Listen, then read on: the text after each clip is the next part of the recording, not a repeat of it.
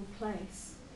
So I got to Siena and I found a place to stay, and I had probably the worst night of my life, where I just became very, very frightened. I felt totally isolated, but I managed to survive it and get out in the morning. And one really wonderful thing about the way the architecture is in Siena is that every single pathway leads to the piazza, this shell-like place where everybody can meet. And then the town hall, this palace-like building, is there, and in there are some really wonderful paintings that changed my life forever. And what I found in this room was a kind of peace, something which has never gone. I've been through other bad times, but I've always had a kind of place deep inside somewhere where I've known a certain kind of peace. And for me as a painter, that happened through seeing these paintings, which are frescoes, in this room in the town hall.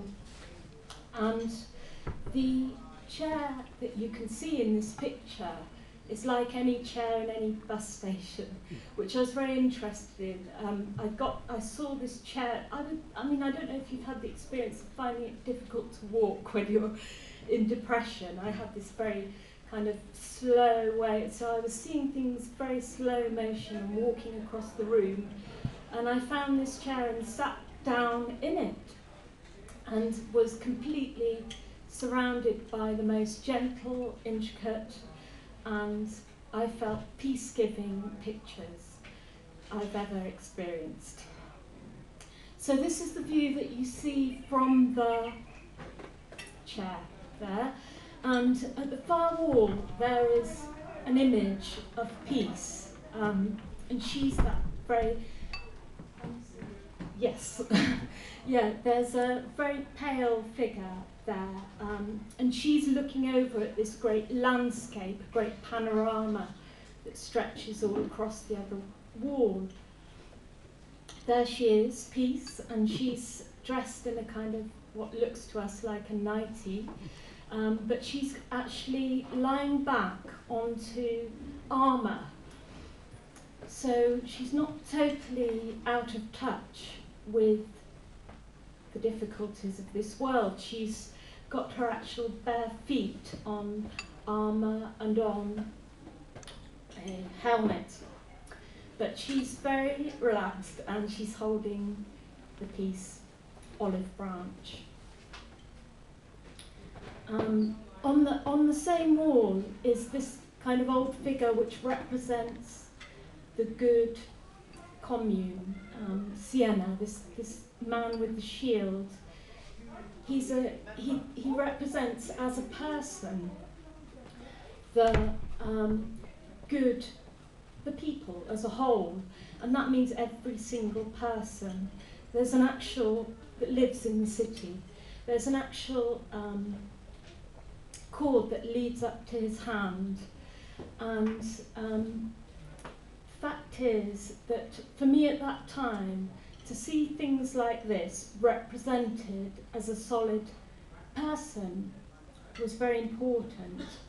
The winged figure, for example, above is Hope. She's just represented there as an angel somewhere between heaven and earth, something that comes and goes. Hope comes and goes. So the artist who painted these in the 14th century in Italy was called Ambrogio Lorenzetti. His brother was a painter too, and his brother did more kind of lively pictures which were quite fiery and celebratory. And I feel these pictures are more gentle. He became a painter in midlife. It was a time of Dante.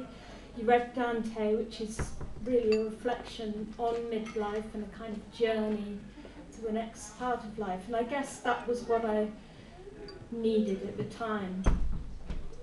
And this image held up, first painting of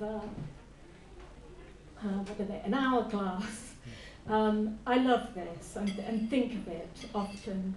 I think about the passage of time and have it as a kind of encouragement, because I feel, I've got this far, and the things I've learned, the things I've seen, I can take those with me to the next part of my life. So, and I love the way these objects are held, in a sense that they're not sort of grasped in a desperate way, they're just kind of held there. And I think they're memory images, they're things you can remember quite easily when you need to. Here is the picture of Hope again. I really like the way she's holding out her hands, and I often think of this picture when I think about boundaries we need to put in place to protect ourselves from emotional damage, the kind of thing that can build up and lead to an inward, remote place.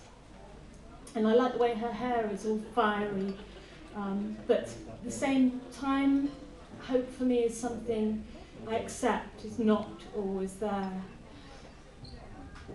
This is part of that big panorama where it shows the city, and the city is shown in such a way that everything is working out fine.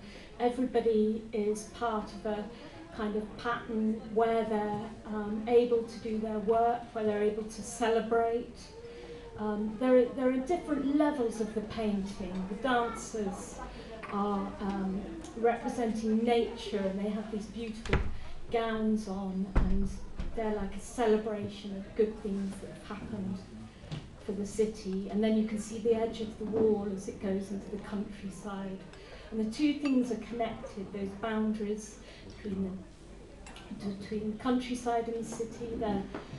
They're a fluid place, people can come and go.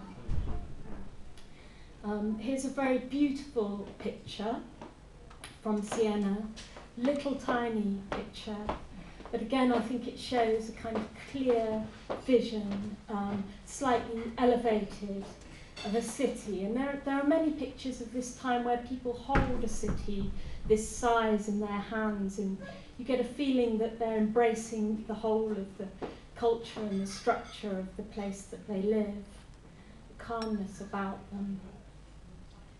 Here are the dancers, and one of the lovely things about the dancers are their costumes. They're silken costumes with dragonflies and caterpillars on them, quite strange decorations, I think, showing an affinity with nature, and it's a chain dance where a kind of festivity is happening that brings people together, and where people can be in an elevated mood within the kind of construct of the city. And but at the same time, what I find interesting are most of these figures have a kind of sadness about them, most of them. They're not, it really helps to look at this kind of painting when you're in a low mood, because it's not just of people celebrating in a very I'm on top of the world way. They're quite serious about it, and I think that for me the painting is reflective in that way, like Peace herself as she was lying back on the couch. There's a stall there with somebody selling shoes, the everyday things of life and how they can be part of the big poetry of the place. It's the wall again, showing people going in and out of the city into the countryside. Really peaceful landscape. And the main thing that came to me straight away when I saw this picture was the intricacy of it, all the detail, all the very definite detail, personalities in it. It's the end of the medieval time and beginning of the Renaissance. You can see real people there that I feel we can relate to, but they're shown in an overall calm way, so you get the complications of life, but also an overall acceptance and calmness of everything. In contrast, this is the wall on the other side to that image we've just seen, and it's not as cared for as the other wall. It shows what happens under bad government. So the previous wall was a kind of ideal place, the good aspect of the city, and this is the bad aspect. So it's showing buildings crumbling, it's showing people being abandoned and people mistreating one another and themselves. But at the same time, it's been quite lovingly painted in its original state, but people since then haven't looked after it so well, or by chance it's become very bad, in bad repair. But this section of the landscape in the bad city has a certain beauty to it, I feel, the kind of desolate place some of us have been to. And I suppose for me, I mean, the main thing I feel is that this painting makes these places real for me. It shows what I'm feeling inside, which is the reality of certain mood states. This is a beautiful figure called Concordia. She's